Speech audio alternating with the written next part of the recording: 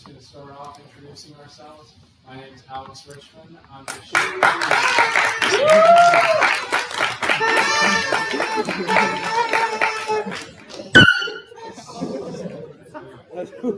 I am the president of the Michigan College. Internet's out later. I'll see it later. I'll send it to you. I can't be trusted. My family grew up here outside of Detroit. We're a class family, and it's really nice to be here, back in Michigan, to see all of you, and work to make Michigan a more prosperous place where we can facilitate the future of American conservatism and the youth. Good evening, ladies and gentlemen. My name is Jackie Eubanks. To give you a little background on who I am and what I've done, I graduated from Hillsdale College, worked for the Trump campaign in 2020. I then went to DC, worked in Congress for 6 months, was present on January 6th as a staffer, so I can tell you all kinds of stuff. Then I ran for office. I was endorsed by Donald Trump when I ran for state representative in 2022. And then after that, I worked for Turning Point USA as a field rep in the Great Lakes region for 2 years. Came back to Michigan, ran Catholics for Trump in 2024, increased voter turnout among Catholics for Trump by 25%. And I founded Young Americans for Peace, which is a pro-peace, non-interventionist foreign policy group.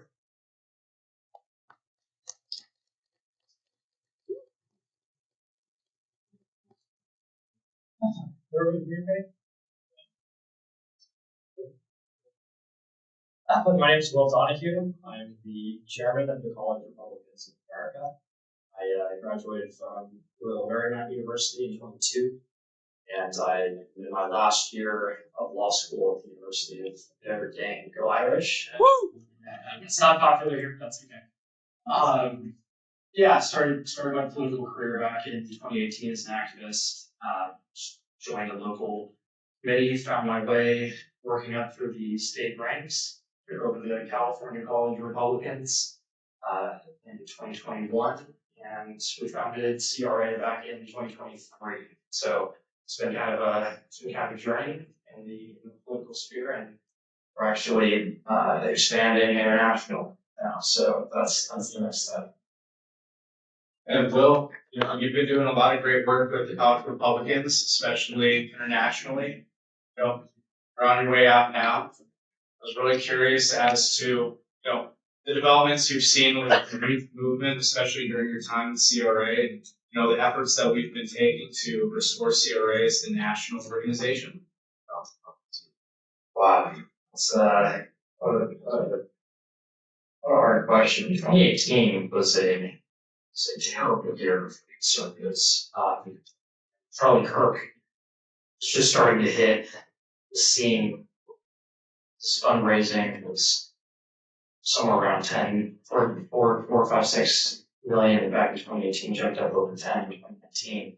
And at that point in time, it really wasn't a comfortable environment for conservatives to talk about their views on campus. I remember as a freshman, I had to take this mandatory diversity class, and whether or not you may or may not know who it is, Catholic was it supposed to be, and I'm not Catholic, I'm Orthodox, but we were reading autobiographies from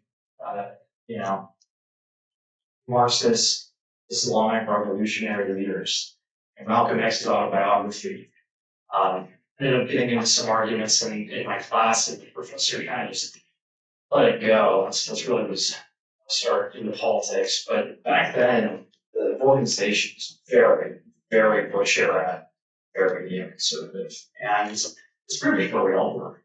I started out in Young Americans for freedom before I started off with the College of Republicans, and it was that neoliberal, neoconservative thought process was the mainstream.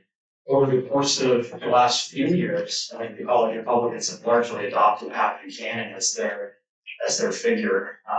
We started our snap polling at the national level with something close to 87% of our College Republicans nationwide identify with Pat Buchanan more than they would identify with someone like a Dick Cheney.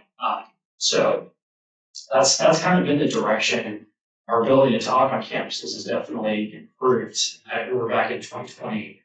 I was chief staff of the College of Republicans in California, and we tried to start a chapter at Claremont County College.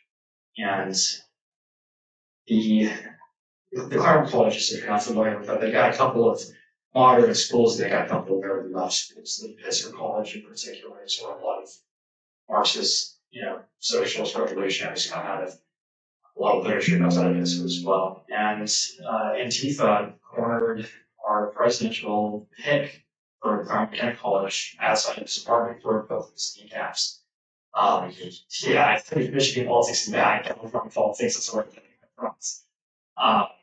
So that's kind of the environment that I grew up in with the college Republicans. That's what radicalized so many of the CRs that got pushed over to the Buchanan side of things. Since then, it's continuing to get, I think, further effective. And for Jackie, I know you are labeled a lot of things. You're the most canceled Gen Z woman in America. Correct. And how did you exactly run that title? So I have made a grievous error. People have told me. I happen to be running for office. Roe v. Wade had just been overturned at the Supreme Court level. This is May, June of 2022. And I went on a Catholic news podcast and just trying to talk about being a young Gen Z Catholic running for office and my values. And I was asked by the host of the show, well, in Clarence Thomas's opinion on the Dobbs case, he referenced that what should be next on the chopping block is Griswold v. Connecticut, which for those of you who don't know, that was the court case that legalized contraception in the United States.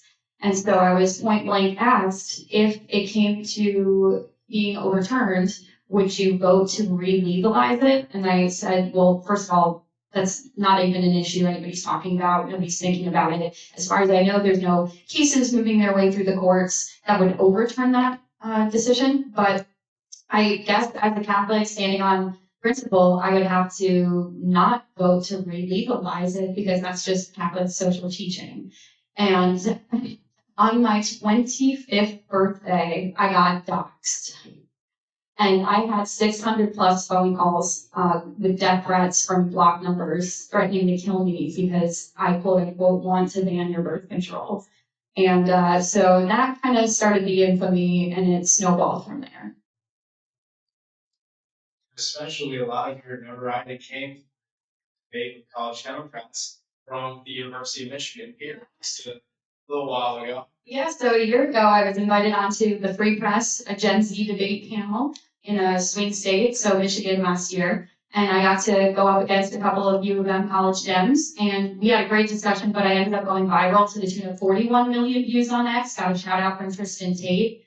And basically, all I said, which I don't even think is controversial, but apparently people were up in arms. I basically said I would prefer to be a stay-at-home wife and mom and take care of my kids and live at home and have kind of a more natural lifestyle, thinking like even more homesteading type stuff, as opposed to working for a soulless corporation who doesn't give a damn about me. And apparently this is anti-feminist. And I was unaware that this is anti-feminist. It's just my preference. And especially you've spoken extensively on Catholic teachings. Both you and Will are very vehement in your faith, as well as myself as a Christian. And I think that Americans are really turning, especially on the right, back into the church. Either of you like to speak on Yeah, the Orthodox Church, the average age of parish attendees on a regular basis is down below 30 now. So think about the entire distribution. For Catholics, it's 55 or something like that. It's under 30 now for the Orthodox. So a lot of Protestants, not as many Catholics, a lot of Protestants in college converting over to faith, which is great. We've got a big increase of divine liturgy attendance.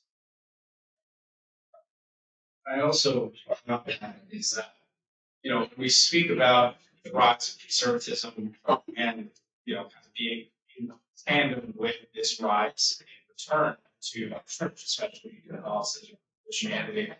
Really have to look into the great lie of liberalism when it comes to the promotion of hedonism, and that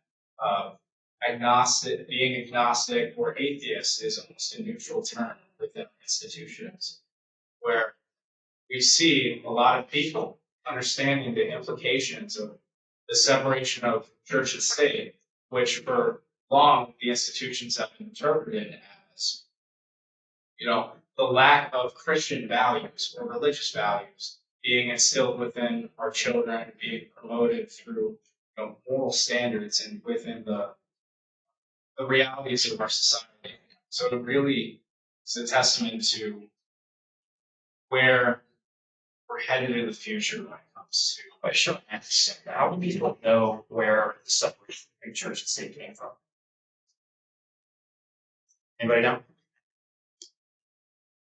Okay. So, our founding fathers wanted to separate themselves from the Church of England. It's where First Amendment Establishment Clause comes in. We didn't want an American church to be established like the Church of England under King Henry VIII. However, that didn't mean that the country at its founding wanted a separation between state and religion. Many of the founding fathers wrote a lot about this, actually. John Adams, I can quote right off the dome, is the Constitution was written for a moral and religious people and it's unsuitable for any other kind. So it was woven into the fabric of the founding. The majority of the Bill of Rights comes from Magna Carta, Massachusetts Body of Liberties, both of which are biblical-based documents on Mosaic law. The Supreme Court has Moses and the Ten Commandments all over it. John Jay, our first Supreme Court justice, said it was the providence of the American people in our Christian nation to choose to elect Christian leaders. Thomas Jefferson, the most anti-religious of the most secular founding fathers, actually used federal funds to build churches. So this idea of separation between church and state is actually a misnomer that was handed down by Justice Black in the Lemon v. Kurtzman decision, of which has been recently overturned by Justice Barry and Thomas in the court. So yes, the history of the United States is very much intertwined. Blasphemy used to be illegal. There was a Supreme Court decision where a guy was thrown in jail for saying something that I will not repeat, basically making fun of Jesus and Mary using expletives. And that was like founding era law. You can't say that. And why would we have anti-blasphemy laws? It was because they wanted to maintain the dignity of the Christian faith in the culture and everyday life. Because that's the only way that the system was ever going to work. Anyone who's interested in Supreme Court history, look up the Holy Trinity case.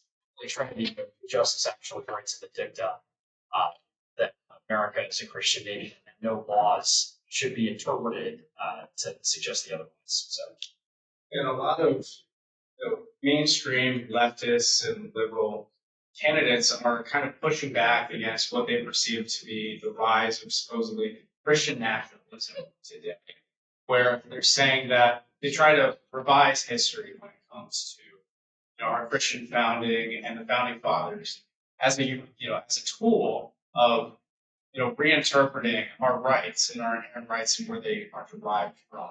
So I really think it is important that we look into the history of our own country and understand that we, as a collective people in America, we are not just an idea. We are a historical composite. We are the historical composite of generations upon generations of religious peoples, which in tandem work into our laws, rooted in moral values. And I think a lot of people are it's resonating a lot.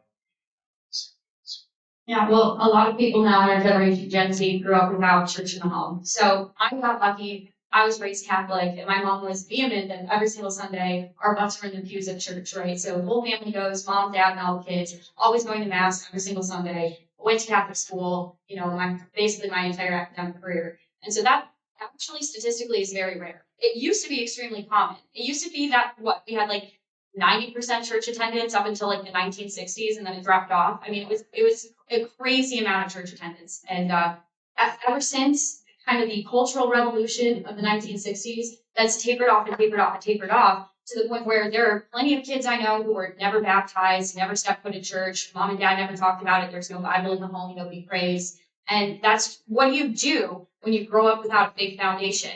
You are lost morally and spiritually, and you start trying to seek truth and seek happiness through the things that the world offers. And so that's why we see things like, unfortunately, there's a lot of addictions among our generation. Many people are addicted to substances, whether it's alcohol, whether it's marijuana, or any kind of like pills, right? Like there are plenty of people who pop perks, right? And they have to have their Xanax. So we're looking at a generation of addiction because we're spiritually vapid. We were not given the foundation that we needed in order to live a proper life. And in order to live a proper life, we think of it as, oh, you have to go on some deep spiritual journey.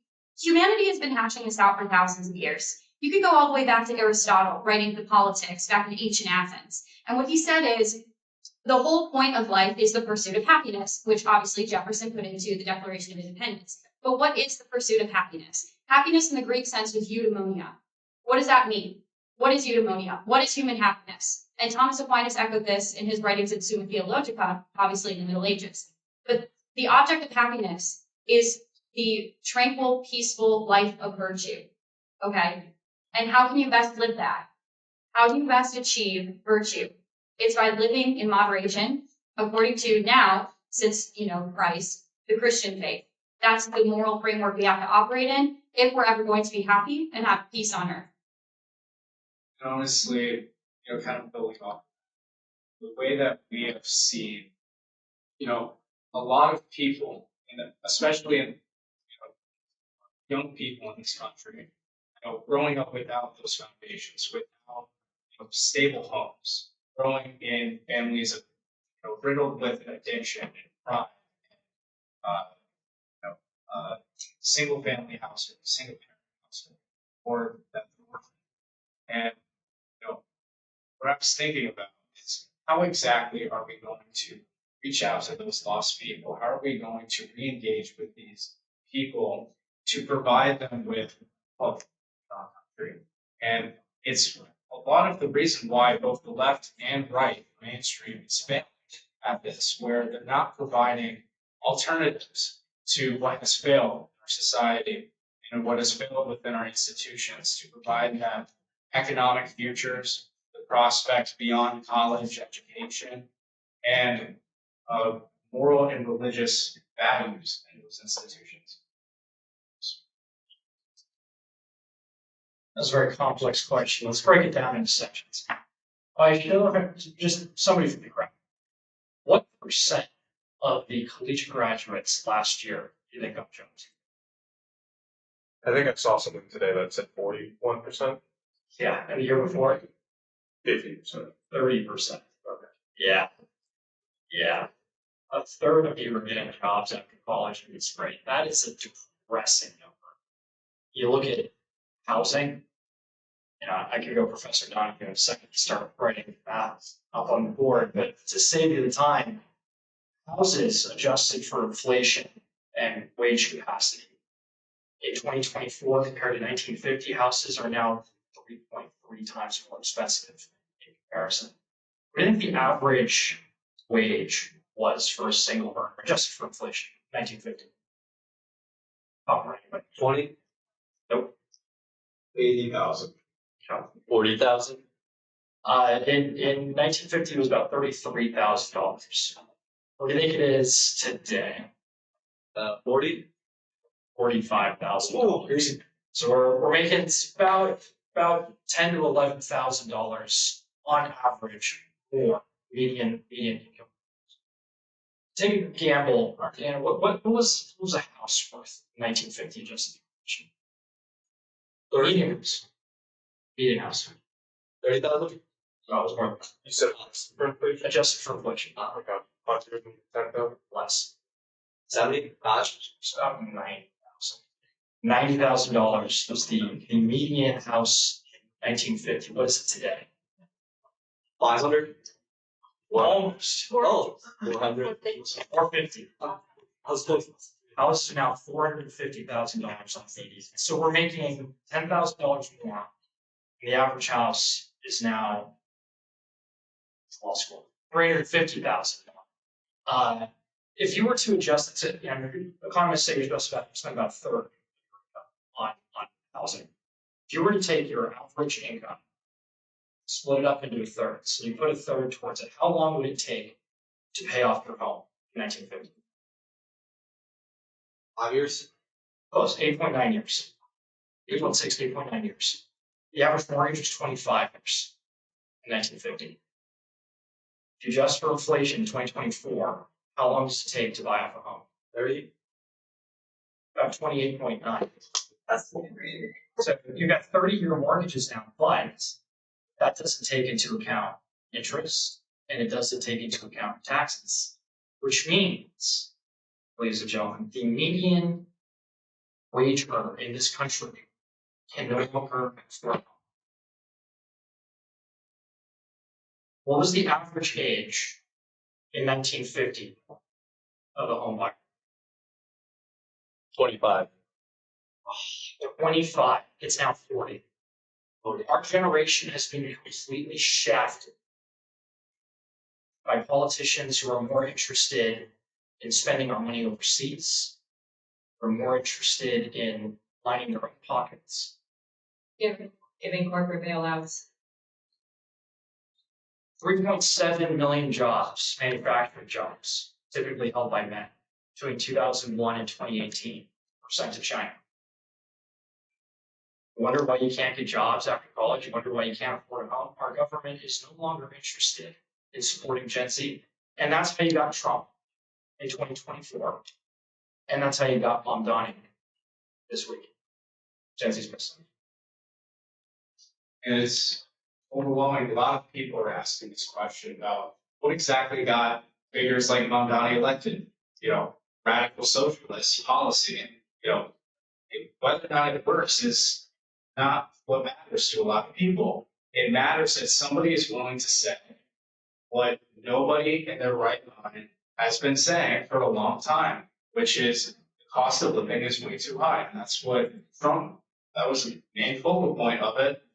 And a lot of his policies, we have to get to this point of finding a balance between long-term success and bringing down the cost of living, while bringing some sort of immediate relief to especially the most vulnerable people in our economy, which is first-time homebuyers, which is people coming out of trade schools, high school, college, where for a long time, the expectation was that you would graduate from a four-year institution and you would automatically get a job, but that is no longer the reality of today, where you have a lot of people who say that pointing out this reality is to promote uneducation within our people.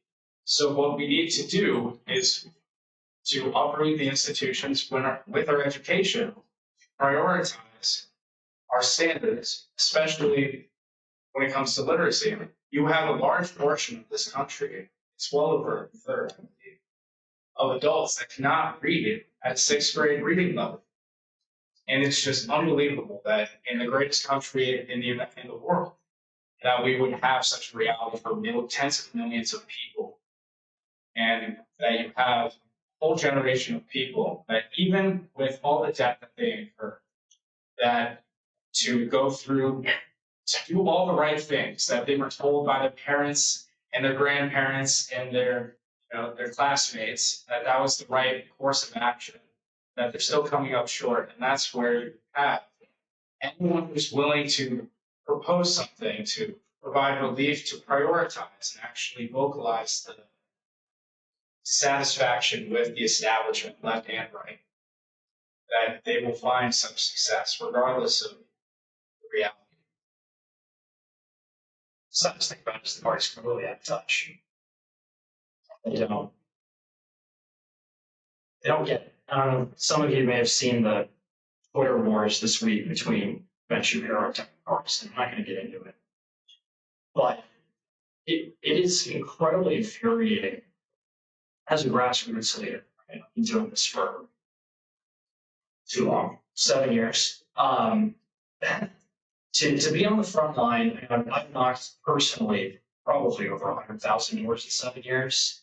CRA knocked on 1.1 million total last election cycle.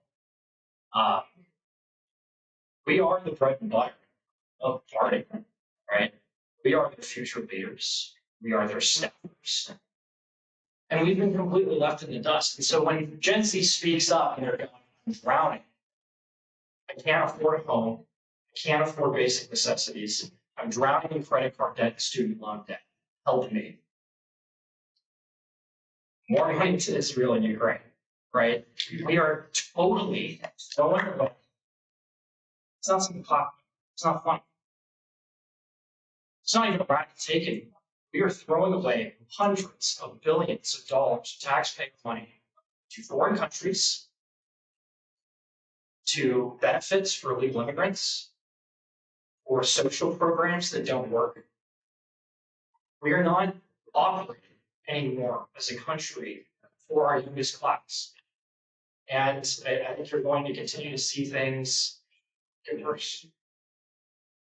And especially the right needs to continue upon what Trump set the standard of populism, which we have to use the youth and actually incorporate what is necessary in order to create a new future for them, to eliminate corporate capture in our housing in the United States, not break down single family homes so that everyone can live in an apartment complex for the rest of their life and that they can barely make ends meet to afford their rent.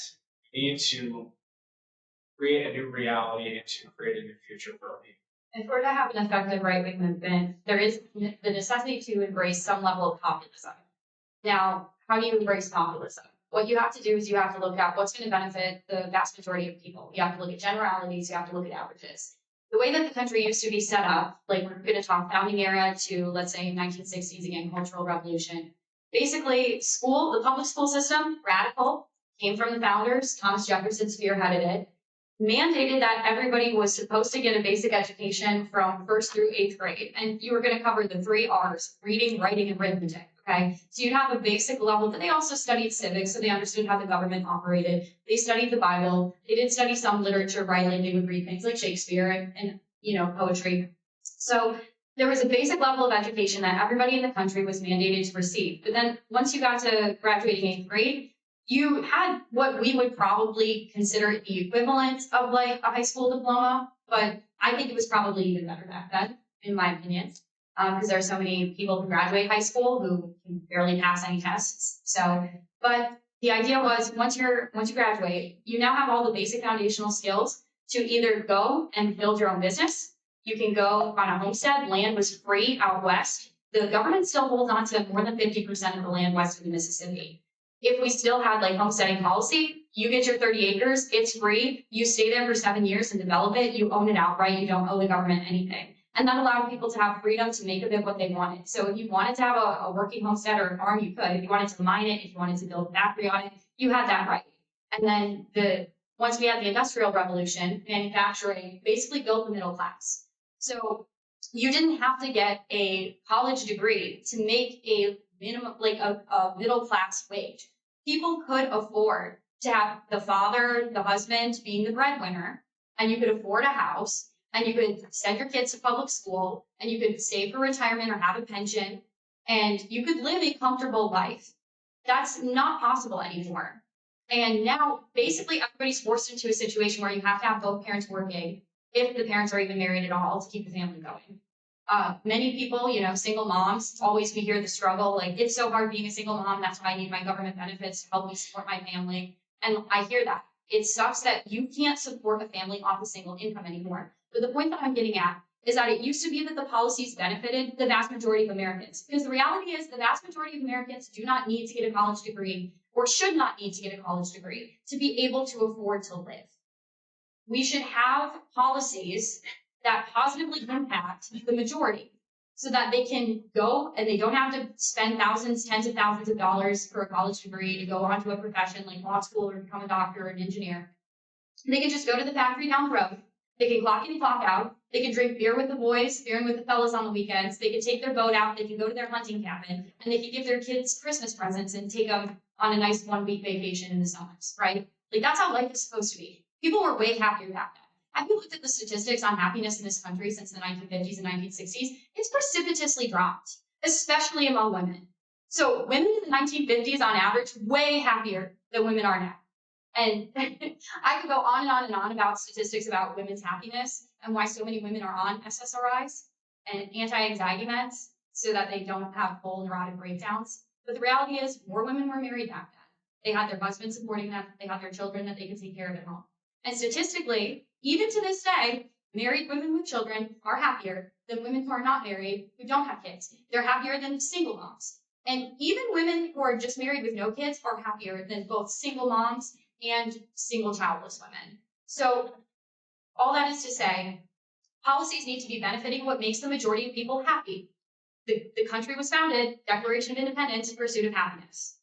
How do we have that? How do we have a government that actually allows the great body of the people to pursue their happiness? That means we need policies that restore the family, that make home ownership possible, that do not force you to get into debt, to get a college degree, to get a job that maybe you'll be able to eke out enough that you and your wife can both work and maybe get some ramen noodles to feed your kids. Is that fair to say? Yeah, and Will, I know you speak routinely about the importance of restoring this dynamic of the family, restoring traditionalism within masculine and feminine roles, and we can both speak extensively on that if you guys want that. Man, that's so weak.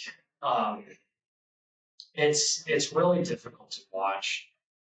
You know, my dad had a saying growing up, and it came from my grandfather. I don't know if my grandfather poached it from some famous author, maybe look it up.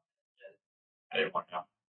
It's a really famous quote in our family. It's the metal of a man is forged in the fires he burns.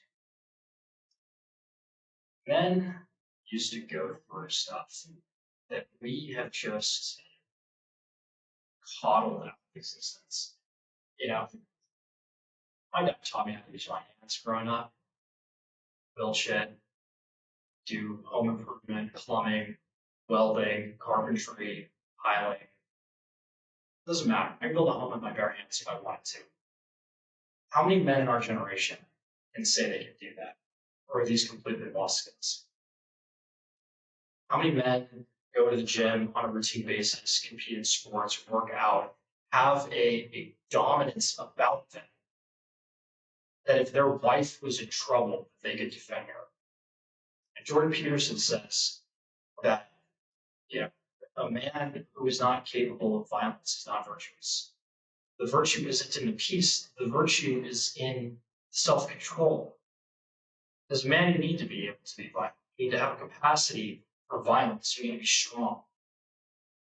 And I think largely the breakdown, I don't know if Jack is getting this one. I think the breakdown in the family unit is completely the fault of the men.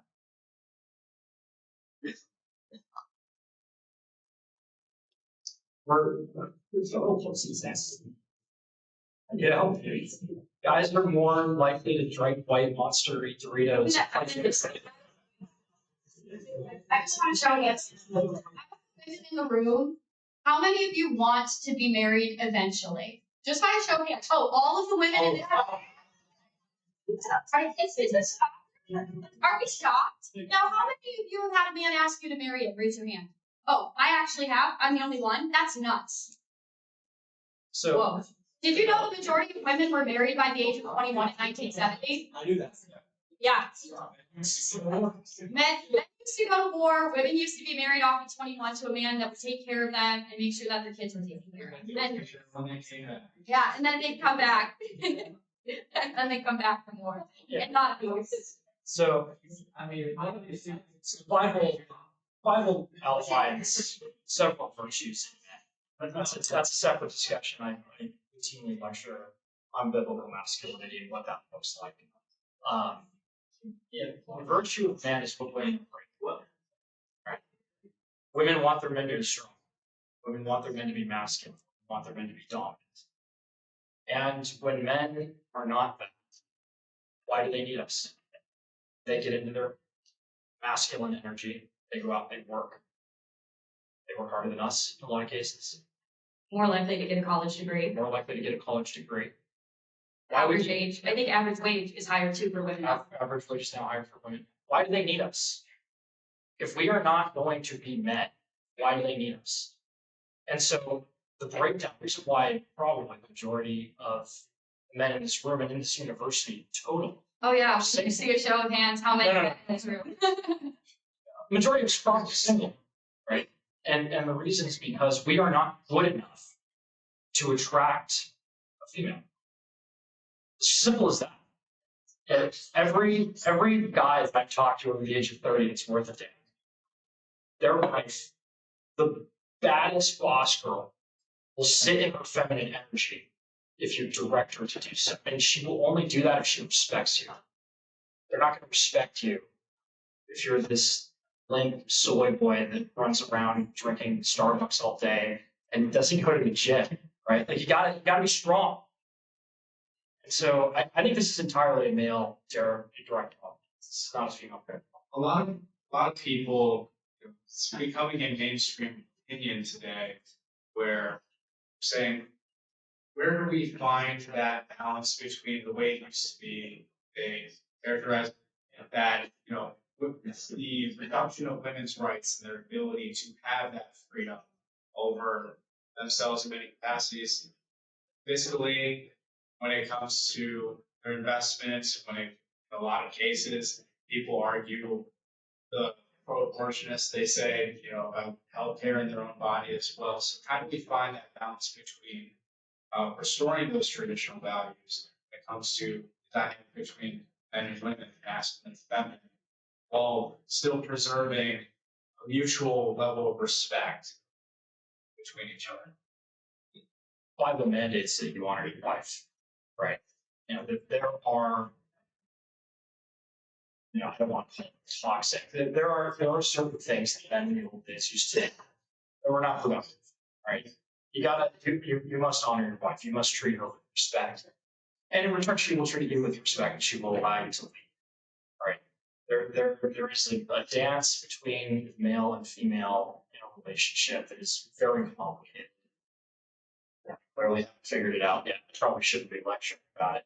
But that being said, if you are able to put yourself in a situation where you're understanding your partner, she's going to understand you. You're going to come together with two very distinct sets of skills, very distinct sets of emotions. And once you learn to work those out together, it's very beautiful. That's completely been lost. Like social media's got a big part to play in that. We're more likely to send reels to each other than have real conversations. I'm guilty of that, especially the cool city Tyler back there. I talk about the feminine energy. I think this is necessary. So I'm actually going to blend maybe more of the industrial revolution and the cultural revolution for why maybe women feel that. Well, okay, so to quote Gloria Steinem, a woman needs a man like a fish needs a bicycle. And in a way, that's somewhat true because industrialism has eliminated the physical need to have a man take care of you, right? You can buy a gun and you can defend yourself better than maybe a guy with two fists can. You can go and get yourself a job and you're going to be able to pay yourself your own way. You're going to be able to take care of yourself. You can take care of your rent, your groceries, your car insurance, your healthcare, whatever it is that you need. So technically, you no longer need a man, right? You don't. But there's always going to be that spiritual longing that we can't get rid of. And that's why even the most hardened of feminists will probably admit that there are times when they wake up crying in the middle of the night because they're ovulating and want a baby and a man to hold up. And that's why there was a TikTok trend of girls crying in their cars talking about baby dreams that they've had. So there are things that you can't remove from the DNA of the female species. Like, it's just never going to go away.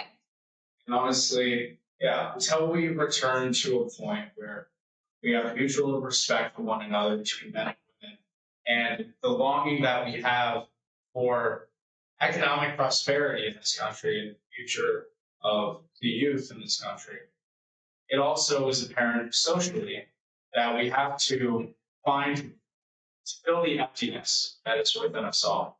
That no pet, no social media trend or item, something you can buy with your money, will ever fulfill in the same way that God and marriage and children will do to fulfill you the same way. We have, so like, I was actually going to talk about some policies that maybe we could implement that would actually help. it's just a policy that I will. Sweet. Different.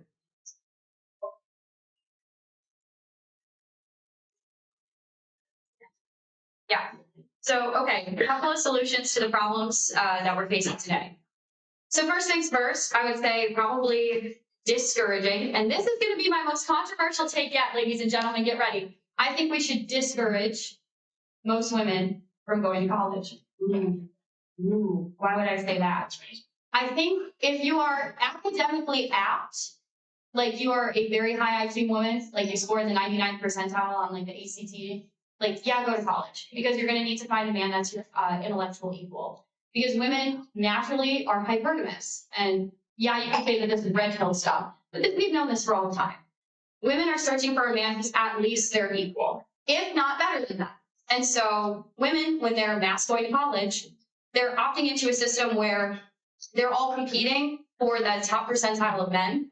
And a lot of girls, I mean, I don't want to name names, but I'll just speak to like my sister, for example, and she's not going to be offended by this. She went to college for a semester, realized it wasn't for her, dropped out. She's getting married now. She's marrying a guy who also doesn't get a college degree, and they're extremely happy. And I guarantee they're going to have a very long, very happy marriage. But it worked out because my sister realized, you know, I'm not really academically inclined. This isn't really my jam. I'm just going to live at home and I'm going to have a part-time job more for social things and having some cash so I can pay for like shopping. And she ended up meeting a man who he has a job, he has a career, right? But he didn't go to college, and they're going to be able to do just fine.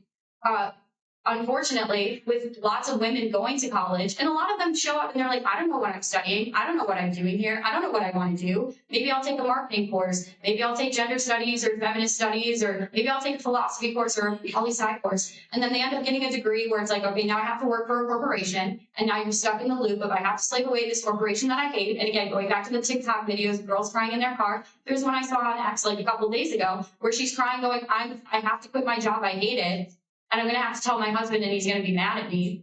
So you get like caught in this trap. So we have to unplug from that circuit, okay? And it's going to take the culture not saying, girl, you're a boss, babe, you can do anything you want. You need to go to college to get a degree, to get a high-powered career so you can be the CEO of a company someday. You know what happened to my cousin, who is a partner at a major law firm in Chicago? She has one kid. She makes like what, $500,000 a year. She never sees her kid. Her kid barely calls her mom. Like her baby at 6 weeks old went to baby daycare, and she has a husband. So like it's not a happy picture. You don't want to do that to yourself. That's why Candace Bushnell, who's the author of Sex and the City, ended up at the age of 60 writing an op-ed saying that she regrets all of her decisions to be a high-powered career woman and go to New York and sleep around and not have any kids. So opt out of the system. You don't have to do that to yourself. And if you opt out of the system, you are significantly more likely to find a man who is your equal, and then you'll be satisfied and happy with it. I can actually. Go for it. I think what you should be educated. Whether you spend your 20s and early 30s in a career is a completely different question.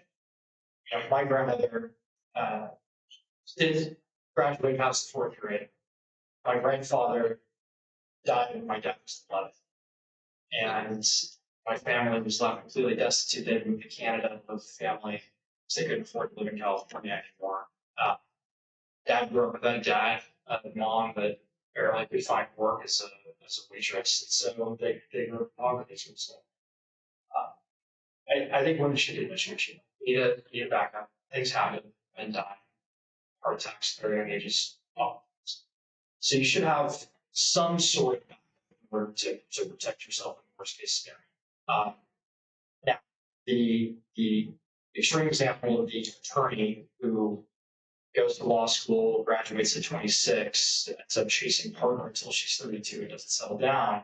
That's a different question, right? Now you're putting yourself in a dangerous situation. You're not going to be, really able to have a life as a mother. If you listen to Jordan Peterson on this topic, the majority of females go to law school never end up becoming partner because they decide to have a family. So, whether that means you go to college, work for a couple of years and settle down in your mid-20s, or find someone in college and settle down and grow life together, right? I think these are probably more realistic.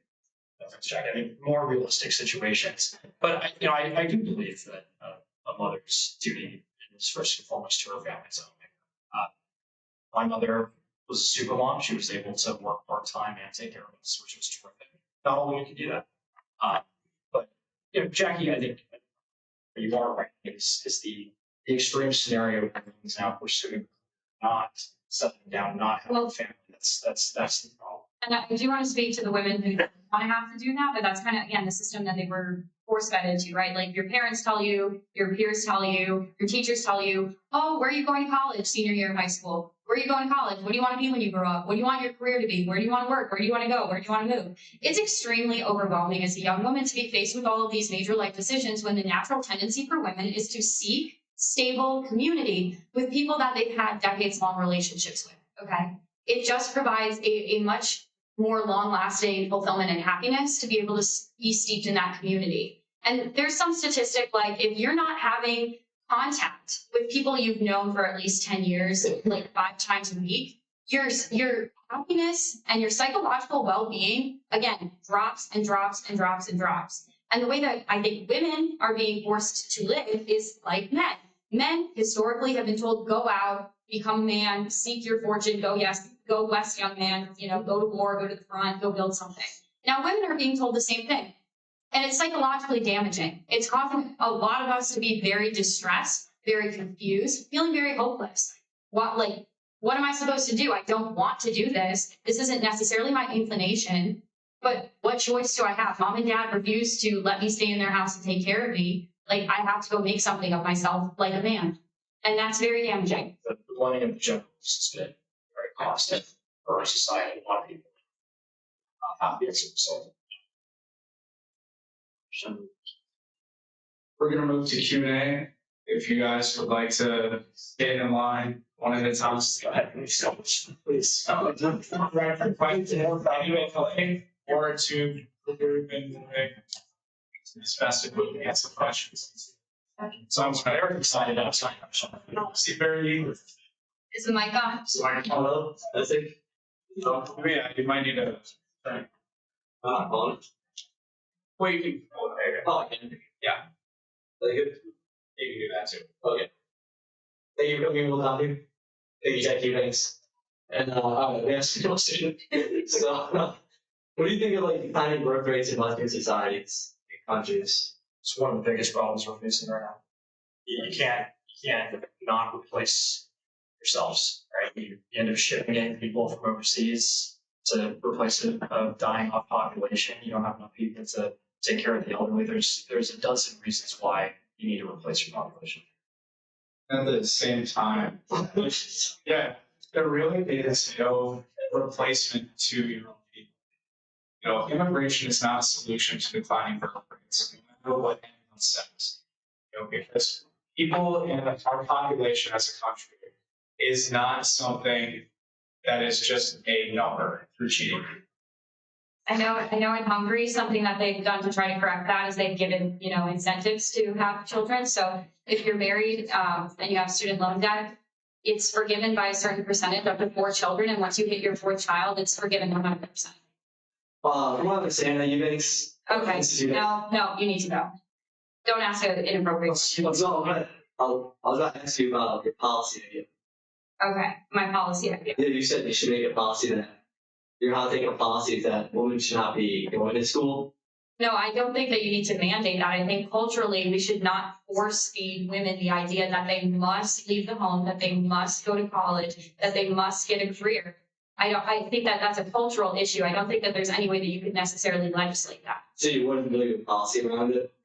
Are you saying like I think Congress should pass a law that says women? That's not your intent, was we said earlier. No, I don't think Okay. Congress should pass a law stating women shouldn't work. Although during the, I believe in the 1800s, there were laws that did prevent women from working. In fact, I'm just saying historically, I'm just saying historically there were laws that said like women couldn't practice law in certain states. And I'm not saying I want to promote that. I'm just saying that is a historical fact. That it had been tried in the past. Did you think it was successful? We have a line. Yeah. We give out outside stand up to the mic. Sorry, I'm mistaken. I'll take it. Honestly, I got super first. Anybody else? Like, come on, It's like, yeah, loud. If you don't mind, turning my microphone back on to. Oh, yeah. I just wanted to. Ron Bowie's the elected St. Paul preferred Republican militaries. wow, that's a very complicated political science question. I think it's entirely dependent on how the GOP responds. Their response thus far, I would say, is not going to help them in the midterms. You know, the idea that a communist has been elected as mayor of New York, he's going to destroy the city. We're going to see this for 2 years. They're going to revolt against it and put the GOP back in charge. I think that is possible if the GOP fixes its policy crisis right now. The response from Ted Cruz and Ben Shapiro and other figures on X this week, you know, really is not suggestive of any change in course.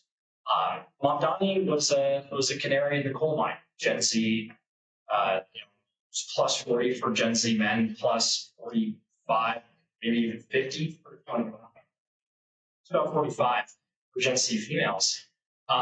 Gen Z told the Republican Party, look, you're going to fix this, so we're going to put in socialists. They're going to give us better opportunities, not because Gen Z supports socialism. Gen Z swung for Trump for the first time in, since 1974. Reagan was the last time Gen Z males voted for a Republican. So, I don't think, based on our current trajectory, I don't think this is going to clean up. I think the GOP is going to need to have some difficult conversations. And if they do have those difficult conversations and work to address the immigration crisis, we're able to address the housing crisis, the housing supply, and we're able to address some of the other macroeconomic problems, I think it could help. Does that satisfy? Also, I will say, one of my biggest concerns with the election of Mamdani is not necessarily, mostly because I don't believe it's feasible for the implementation of all his policies.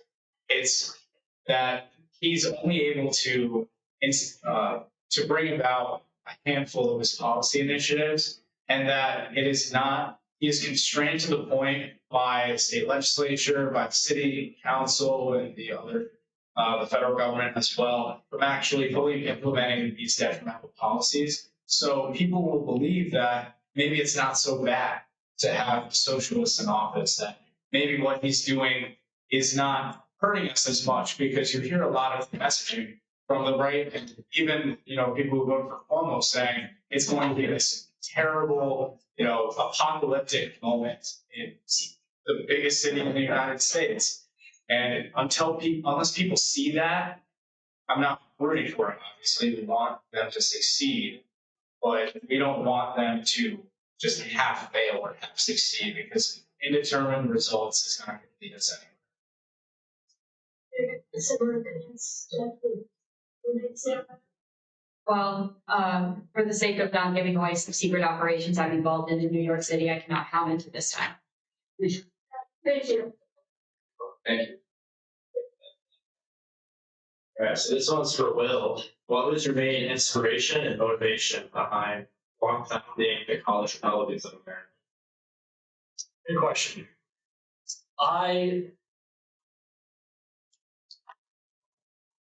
The right is, it's terrible use for the right is a human capital crisis, right? We are not training young people to become future leaders. And, my company, Cosmic Corp, we do a lot of different things. One of the things that we have is it's a private operation, of which, as college Republicans, all of you have access to. And I would hope that you sign up and put your resumes in the bank. Got lots of opportunities, both in the public and private sector, to help young college Republicans get jobs. That was always kind of part of the plan for my future. I jumped out of med track as a freshman. I was pre-med, decided I wanted to go to law school. And after law school, the plan was to use some of the resources from the very large big law checks that lawyers receive that I will not be receiving because I'm not going to be an attorney. To start the college Republicans at the national scale because it collapsed between 2019 and 2021, and start a corporation to help build up our foundations to help people get educated and get jobs. So that was a part of the plan. I ended up having to take a year off of law school for some medical issues. And as a result, I started in CRA about 3 years before I was planning to. And kind of just did it out of my garage for a while and, packed up all of the chapter boxes individually and shipped them out and tried to start a grassroots movement. And so the inspiration behind that was no institution existed. The college Republicans, historically have been such an important part of the Republican Party. You go back and majority of your senators, congressmen, they were all former Republicans. They worked in legislative offices. So the institution needed to make a return. That was the primary entrance motion.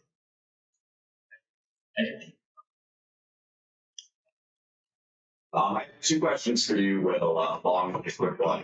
I'm on the board of your chapter at MSU. Go Green. Go Light. And I'm going to be running for the Turning Point president at our school next semester.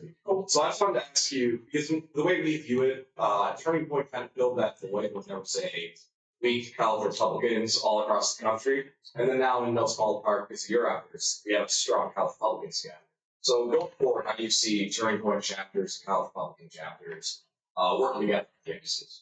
They should be working together hand in hand. They serve completely different roles. So you're right to have that instinct that Turning Point filled that void because they did. And, after the collapse of the College Republican National Committee, Charlie Kirk, God bless his soul, created an institution of a behemoth, the likes of which we've never seen before. It's now the largest right-wing, nonprofit in the world. Charlie created an institution that was movement setting, right?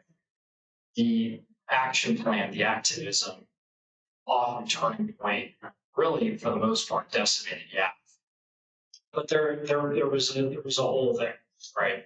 As a C3, Turning Point campaign, and they solved most of that with the C4, Turning Point Action. Although Turning Point Action can't directly work with the C3 for obvious political campaign finance problems. The benefit of the College Republicans of America is we are a super PAC. As a super PAC, we are able to directly campaign and lobby and support political candidates. So, when we started College Republicans of America, I told my board, I was like, look, one of two things is going to happen. We are either going to pick a Turning Point, which I don't want because we're ideologically aligned, or we can go to them and we can fill a very small niche that they are missing. And so day one, I went to Tyler Boyer and I said, I want to partner with Turning Point Action. I want to join the alliance group that you've got, and I want you to join our College Republican Board of Advisors. And he said yes. And Tyler and Turning Point have been incredibly supportive of our work. I love working with them. And several members of our leadership in College Republicans now work for Turning Point Action. And not even several, literally dozens at this point, work for Turning Point Action. The organizations are very much aligned and we do a lot of work with them. So going forward on campus, right, the C3 Turning Point USA groups are the big attractors. They host the big speakers that as a PAC we just struggle to fundraise for because we don't get tax deductible donations. That's our fundraising. So Turning Point, that's where you go for big speakers, it's where you go for pro-life cause, where you go for all of the activism action items. When it comes to professional development and campaigning, that's where you come to College Republicans. That is all we do is professional development. We run resume workshops when requested. We've got the resume bank. We are directly tied in with several groups in Washington, unofficially, that recruit from the college Republicans. I actually, if anybody is graduating that happens to be here or is graduating this fall, there's an opportunity in the spring in DC. One of the congressional offices just asked me for an intern, and this happens on a regular basis, and we feed our students in. So that is the job of college Republicans and will. Awesome. Second one was thoughts on Romania. My National Guard is deploying there. So, I love Romania. I love the Romanian people. The problem with Romania is the new president, Mr. Dan, is a total jackass, and it's not going to affect you, sir. And I think as an American, you're going to have a great time there. They have great food, great architecture, great city. I hope that you really enjoy your time in Romania as I am. thank you. So, thank you, Will. Thank you, Jeffy, for making this trek out tonight. I know this isn't close to either of your homes, so we appreciate you all coming out. A pleasure. Proud to see those of you. So, in the light of the aftermath of Charlie Kirk's assassination, we saw warrant disgusting behavior by our fellow Americans. Obviously, don't share our same values. The sanctity of life and constraint. What do you see are the action items going forward here on out in establishing a pathway to peace or just a productive nation overall? Productive discourse. I have very distinct views on this topic, but I think I'd rather let Jack answer first at least. I struggle to believe that most people who disagree with us want us dead, and I don't think it's very helpful to think that they do. I think that you have to come in with good faith, and there are always going to be certain people who do want you dead because they call you certain slurs because that's what they think you are. But just constantly being charitable and leaning into God's grace and trying to be that just that open, charitable Christian who's like willing to kind of take the slings and arrows, who's willing to turn the other cheek. And God forbid, if it means you do end up harmed, like know that Jesus was harmed too by people who oppose him. So it's kind of the nature of the game. You gotta have the courage to be super kind but firm in your faith and be willing to try to open doors. But if they're gonna strike you, let them. Unfortunately, that's kind of my opinion here. It's like that's the way it's gonna be. All right, they're gonna hit me. Fine, they're gonna hit me. I know that in the end, I win because God wins, and I believe that that's where I'm going. And somebody who's going to try to destroy me because of my political views ultimately is going to be defeated in the cosmic and spiritual sense of things. Charlie was one of my heroes. I built my entire political career in and around his infrastructure, or his infrastructure.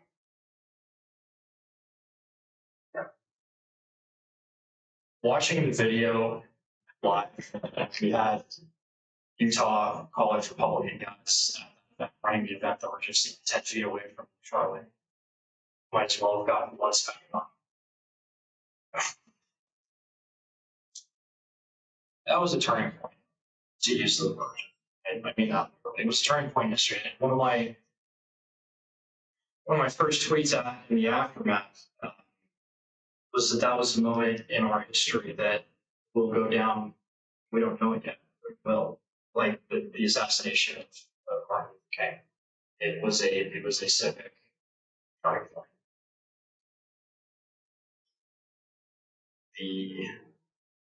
This is where I destroy myself. The wrath in the aftermath. Watching millions of people cheer for his death made my blood boil.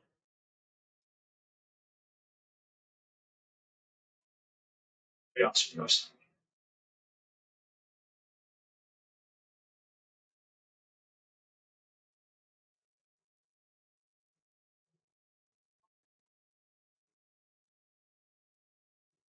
I'm not the same man. Posted at the child.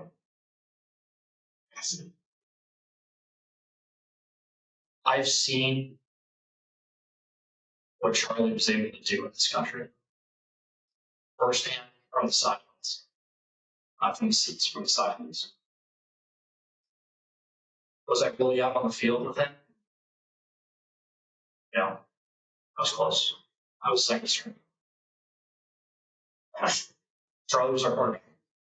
And to get your quarterback sniped in broad daylight, and have the other team essentially emo on his dead body.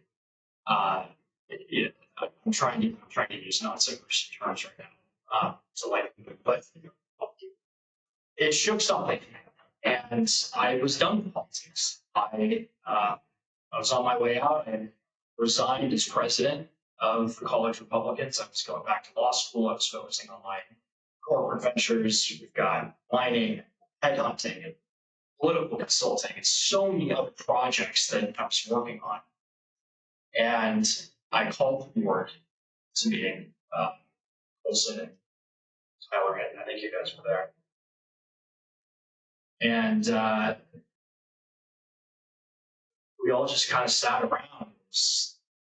It was like it wasn't real. I mean, I kept pitching myself. I didn't think it was real.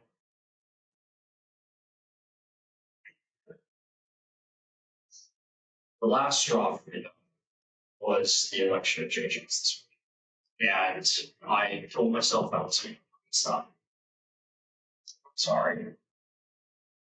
The fact that a man can be exposed for wanting the death of his political opponent's children and still get elected is totally indicative of where we are at in this country.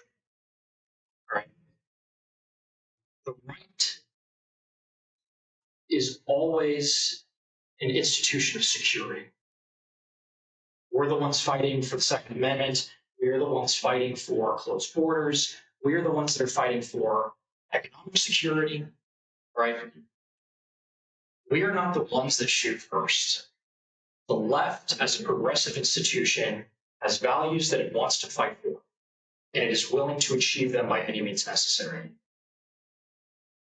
The election of Donald Trump in 2024, I think, made them snap.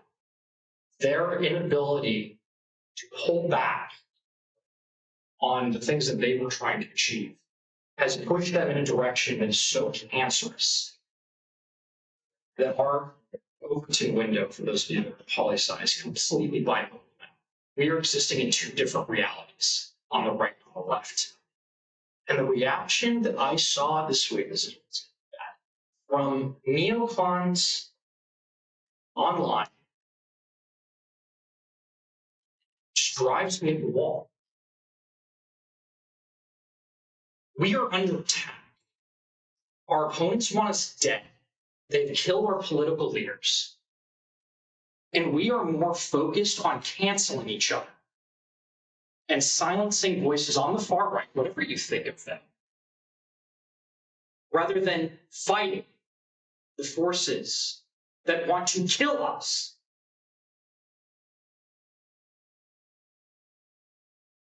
How fucked is that? How totally moronic are our leaders for trying to peel back the party, fracture, and put it into total civil war when our opponents want our heads? I lost it on Twitter this year. I completely lost it. Look, I'm getting text messages from the board. What are you saying? You got to peel it back. No. These people want us dead, and we are fighting amongst ourselves. They don't do that on the left. You got socialists and people threatening to kill their political opponents getting elected, and we are more worried about fighting each other? Fuck's sake! No more canceling on the right. No more punching right. I don't care what you believe. It doesn't matter anymore. We need to win. That is all that matters.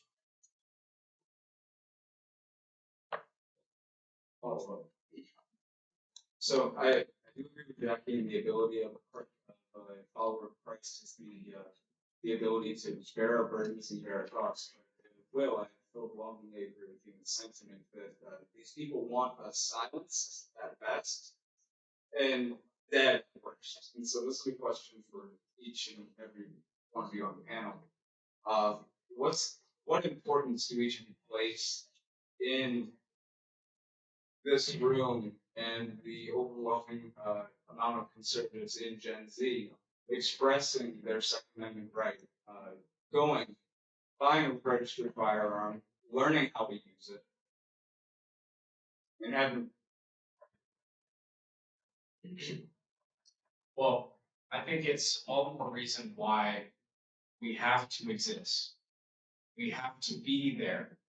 We have to be present in our institutions, and we cannot conform or remain complacent or succumb to the pressures of the institutions that we admit are corrupt. The media, when they say, we don't trust the media, and then we allow the media to divide us internally, it is playing into their hands in such an abhorrent way that it's upsetting to see how easily people can give into that, especially within the establishment, to turn on your brother, to turn on your friend, to turn on somebody that you care about over political disagreement while you're having.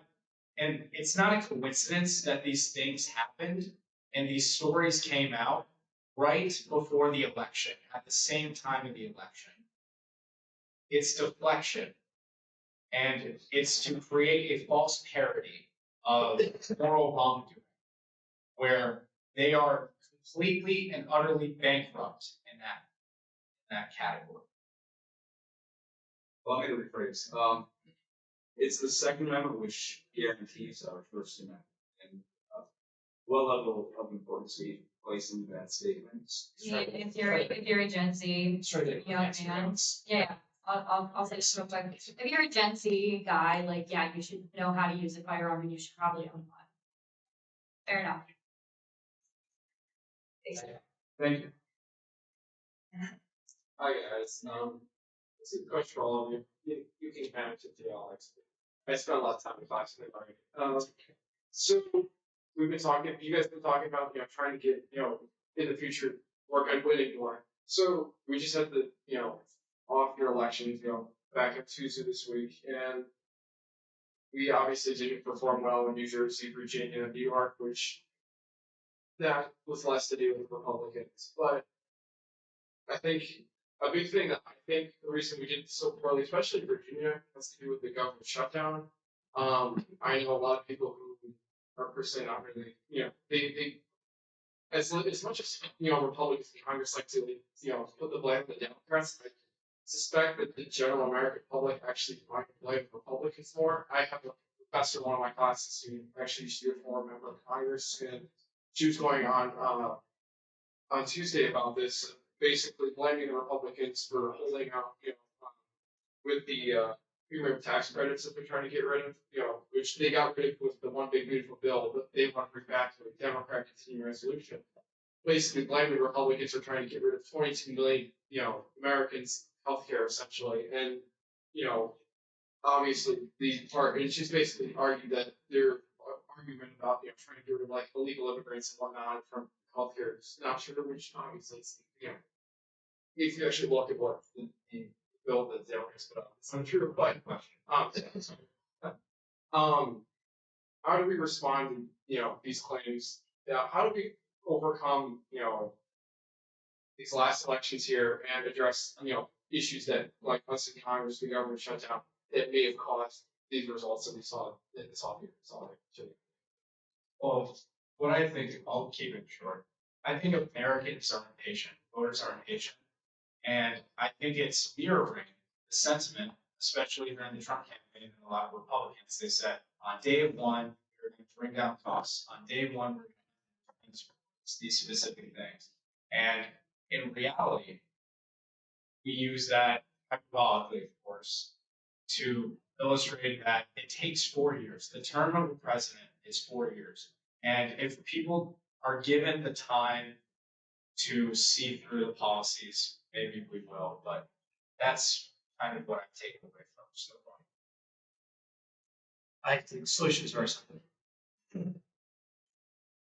Security at the border, security in the home, security in our cities, and security in the economy.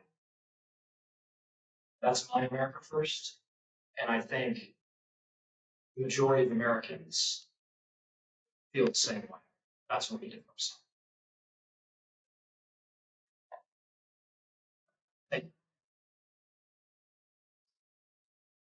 This is mainly for Will, but to anybody answer.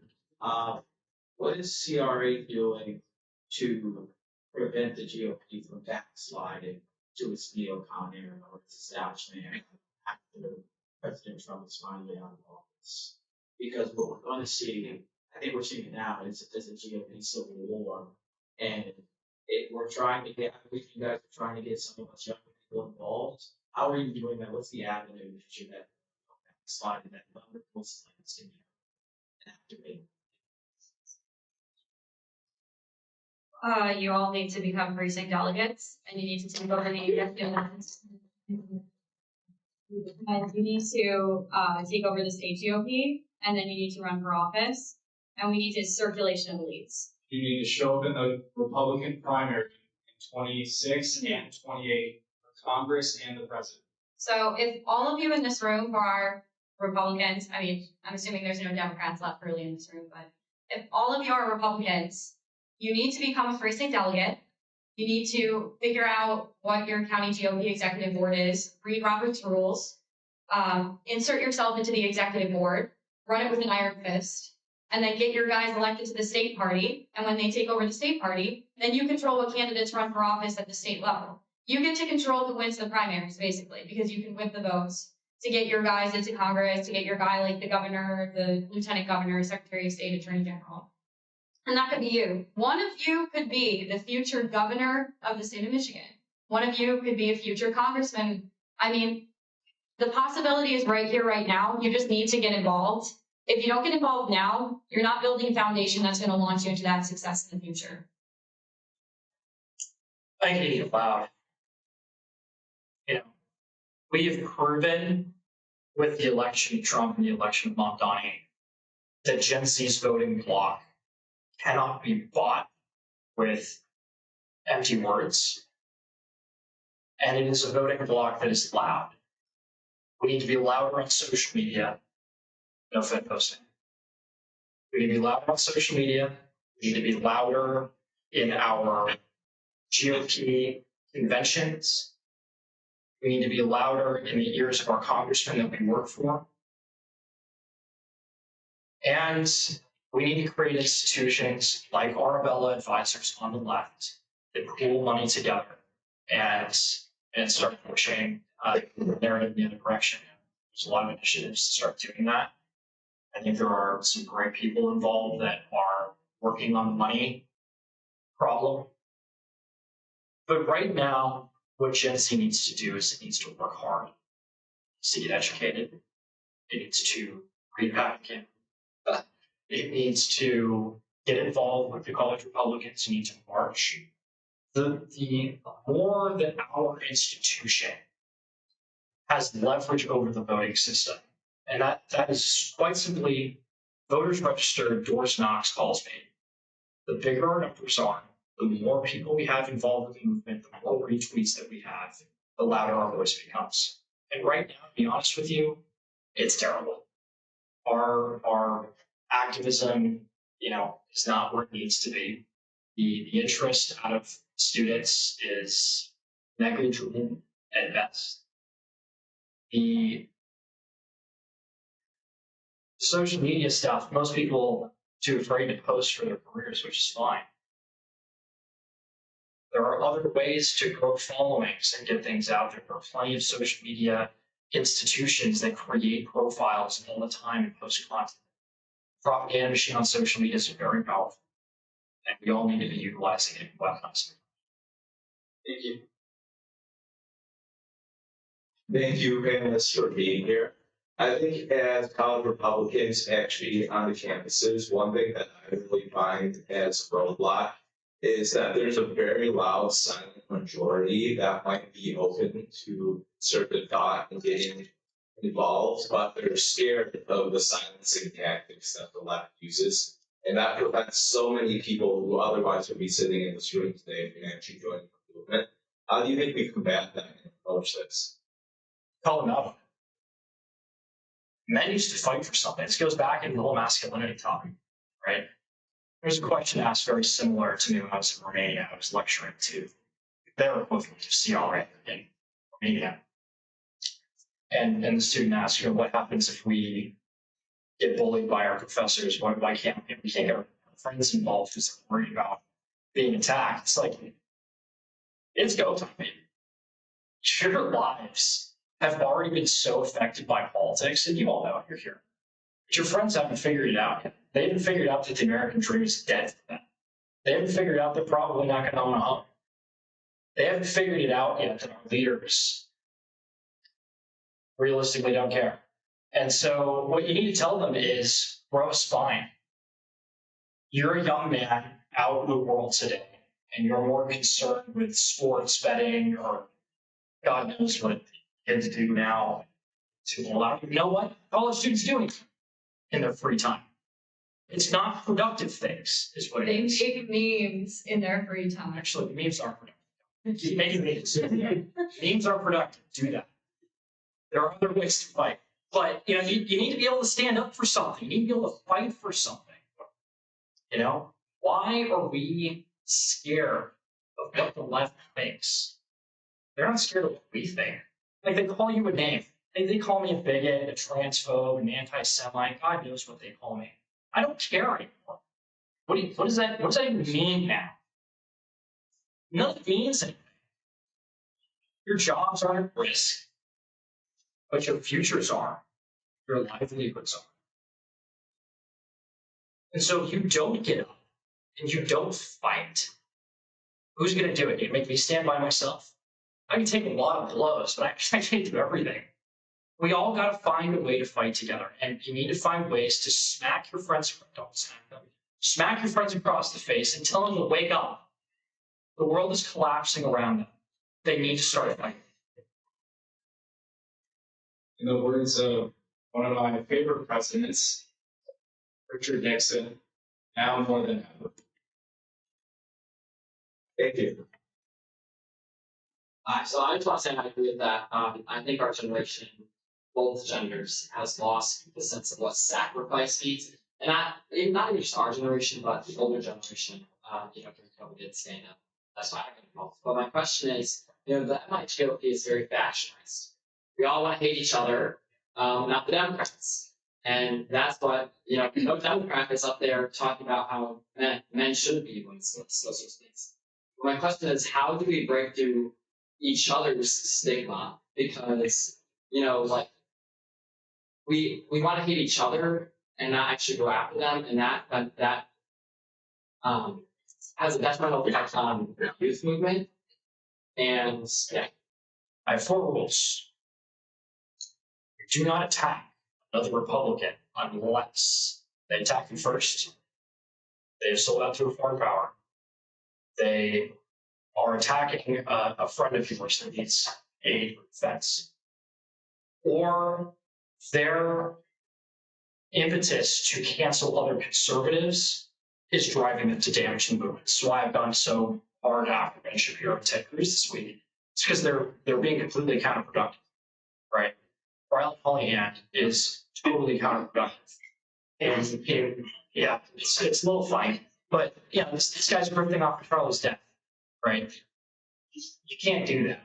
You can't insert yourself into a movement and try to become a successor to something and start publishing press releases, to news agencies to call you the heir to Charlie Kirk. That's why I went after Riley, right? Those are the only reasons you should attack a Republican. You make those, you make that vow that you're just not going to attack a fellow Republican right as 11th, which is completely useless now because we're in full on battle with social media. You just gotta stop attacking each other. And if the youth binds together, we're not attacking each other, we're not fighting amongst ourselves, and we are set towards a single goal, changing party infrastructure from the inside, you will be successful eventually. It's just going to take work. I have worked in the college Republican sphere for 7 years now, or 3. Never taken a dime. Quite the opposite. Actually, I put quite a bit of money into it. I have never taken a dime. You need to fight. You need to fight. And not fight amongst each other. I think a lot of the conflict within the party is more generational than anything. I think that Gen Z gets it. We're pretty much all unanimous in our opinions, and it's really the older generations who don't agree with our opinions, right? You see like Nikki Haley signing bombs saying, go get him, Israel. Like, that's really sick. That's some sick shit. And I don't know anybody in this room who would agree with that, but there are plenty of boomers in the Republican Party who totally are on side with that, right? And so what we need to do is we need to just unite as a generation and basically let the old guard go into retirement. It's their time to retire. It's our time to take over. And then we won't have so much factionalism in the party because there's basically nobody who's like a Nikki Haley anymore because we are more like Pat Buchanan we are more conservative than our fathers and our grandfathers. And that's something to be really proud of. What do you think the message to those within the older generations that do agree with this, that do want this? Start acting like it. Get involved with us. Actually ask for our input. There's been a lot of disconnects, especially in the state of Michigan. It's not just because we've had a bit of a resurgence in the MIA, our influence as college Republicans, but honestly, we need to put ourselves out there more. We need to provide them the opportunity to actually invest in us. Because there truly are a lot of people, especially within the state of Michigan, that really want to direct their support and funds and their time and effort towards us. They just don't know we exist, and they have to build a sort of trust between us in order to continue that. There's a lot of boomers that just want to mentor the next generation as well. You're in a prime position as a high schooler getting involved early. I commend you for that. I didn't get involved that early. I was a sophomore by the time I took college Republicans. So my freshman year. They corrected that time. And my freshman year, I met a guy that ran the 62nd Assembly District Republican Committee. So it wasn't even the county Republican Party. It was a Assembly District Central Committee. And there was 6 people that were all over the age of 90 that came together and sat around while we could just pitch about everything. And I went to their meetings and I listened to them and I learned about politics. And then they connected me with people at the county level. They connected me with people at the state level about being more involved and more involved and more involved. And I started speaking at central committees down in Orange County in Los Angeles. And then I was very involved at the state county GOP. And then I became a delegate to the county GOP, to the state GOP. And you just kind of work your way up in that system. And sometimes you got to play the long track. I mean, a kid that Dennis Schneider and Johnny Morgan plucked out of LMU as freshmen now runs college Republicans nationally, right? That's all it takes. It just takes effort. It takes grit. And you just got to find a boomer that's willing to pay for your tickets to go to events because they are willing to do it. They'll fund you to go sit at different colleges. They want to get you. So just go to your local committee precinct meetings, go find a boomer, and have them mentor you.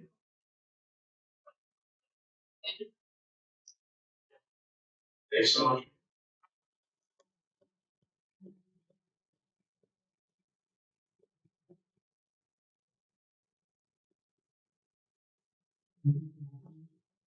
You will. Can we get a round of applause for Jackie?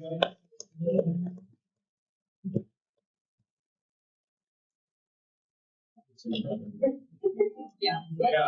We would love to take a group photo with all of you.